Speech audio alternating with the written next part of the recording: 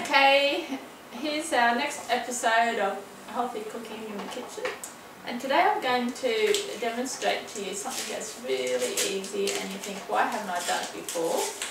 And it's just the wraps that we use and we buy for our salad wraps, for our kids for lunch, for ourselves, and you think, oh, I haven't got a wrap, I can't make a salad wrap. Well, today I want to show you how to do it so simply, and then you can use this foundation recipe to add all the ingredients as you like if you like corn flour or rye flour or barley flour or oat flour. But first of all, you must do this. You must take, I've just got water in a jug here, which is 600 millilitres, about 2 cups. Let me see, yes, about 2 cups. And then I'll take my mug and I will add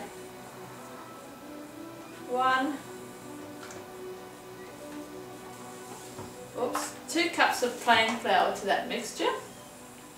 Now what we've got to do with this mixture, and it seems so simple, is just mix that together until it's a really thick paste. And the trick to this is that you must leave it, once it's mixed together like a thick paste, see that? It's more like paper mache type mixture. Give it a good mix and just sit it to the side, and the secret is 4 hours. You've got to leave it for 4 hours for the gluten, which is the protein in the wheat, to work throughout. Now I've got one I've done earlier this morning because it's lunchtime now and the kids are waiting for lunch and we're going to have wraps for lunch. So I'll put that one to the side and I'll take the one that I've done earlier this morning. Here it is here. It's perhaps a little bit runnier because it's my intention that I'm going to add some corn flour and some things like that to add the nutrition. So this is where we're going to add what we like. And because I like all my grains, I put a bit of wheat germ in. I put a little bit of sesame seeds in. Just like I do in the bread. Put some oats in. Put some barley flour in. I think this, or it could be rye flour. Here's my linseed or my flaxseed. And of course here's some corn. And I could put some soy in just because I know it's got a good moisture content. So there's actually no oil goes into this recipe, none at all. It's just flour and water, so all the favourite flours you like to use, you put in here.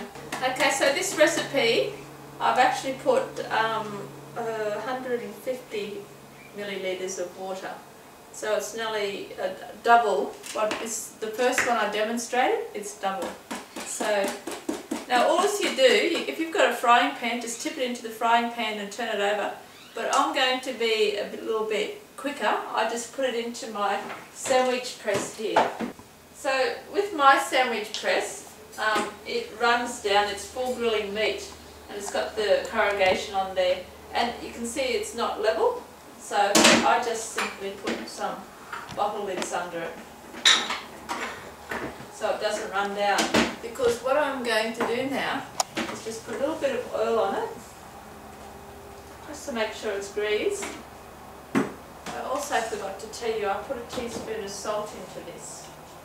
So this is our wrap mix. I put a teaspoon of salt in. I can see by the oil whether my press is level, and it's still running a little bit to the front. The reason I like my press, I don't have to worry about then turning it over. I just put that oil all over. Now I just put a bit on like this, I pour it on. And if you want, you can come with your plate scrape, well I usually do. If not, it will just flatten it itself. Just flatten it around, and then once you put the lid on, it will flatten out even more. And then put your lid down on it, and it's right. And that's as simple as that. In a minute you'll see them come out. If I'm doing this for the kids, I like to put the salad, the lettuce and the tomato I'll do some Lebanese cucumbers and some carrots and some red onions. They like the red onions, and maybe a beetroot. But I like to put some meat on, and just for a change, probably once a week we have the Chinese meat, which is a gluten meat.